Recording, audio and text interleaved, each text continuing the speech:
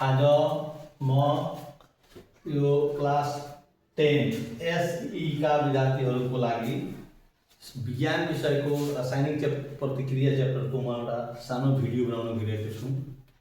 यो बनाउने क्रममा सबभन्दा पहिला यो एउटा पहिलो प्रश्न छ कि उत्प्रेरकद्वारा हुने एउटा विच्छेदन प्रतिक्रियाको सन्तुलित समीकरण लेख्नुहोस् र दिएको रासायनिक समीकरण कुन प्रकारको हो त्यसको परिभाषा पनि लेख्नुहोस्।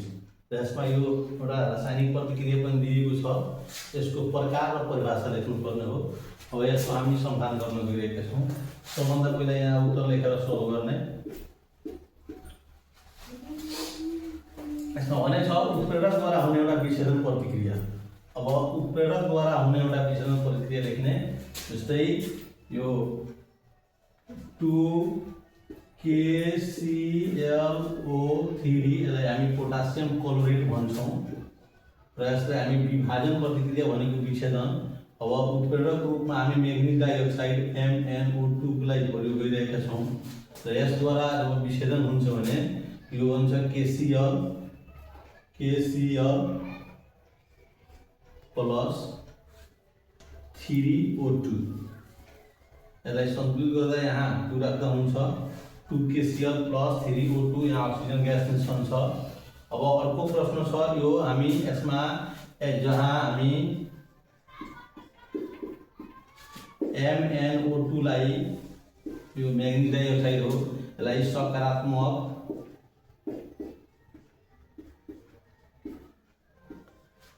उत्प्रेरक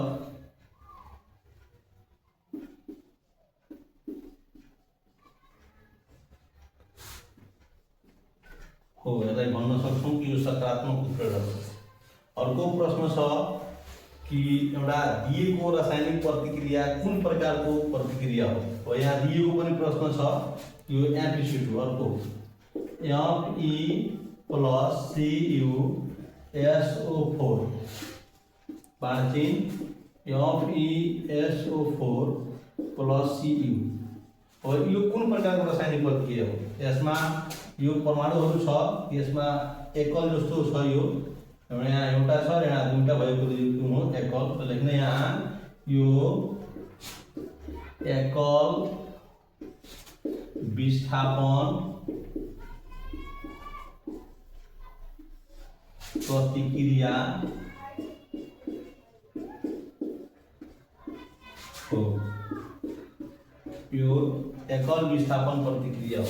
अब यो एकल विस्थापन हो, लास्टमा भने छ कि यसको परिभाषा पनि लेख्नुहोस्। यो एकल विस्थापन प्रतिक्रियाको परिभाषा लेख्नुपर्ने छ। अब यसको परिभाषा लेख्दा अब एकल विस्थापन प्रतिक्रिया के गर्ने, अब लेख्ने यसको एक तत्व वा आयोनले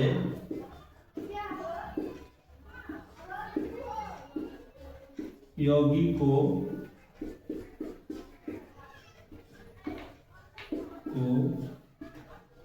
अर्को तत्व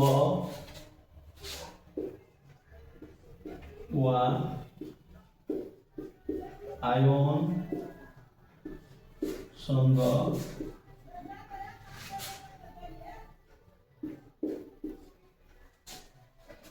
प्रतिस्थापन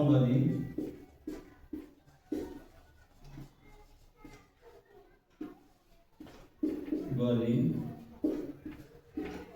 हुने विस्थापन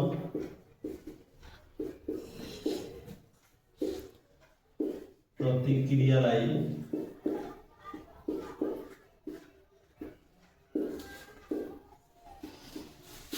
एकल विस्थापन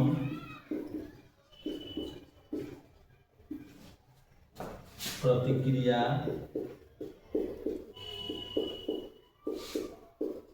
भनिन्छ। यो प्रश्नको समाधान यही हो। अब यति लेख्दा हाम्रो यो लङ क्वेसन हो। यो लङ क्वेसनमा 4 मार्क पाउन सकिन्छ। ल, यो भिडियोको लागि धन्यवाद।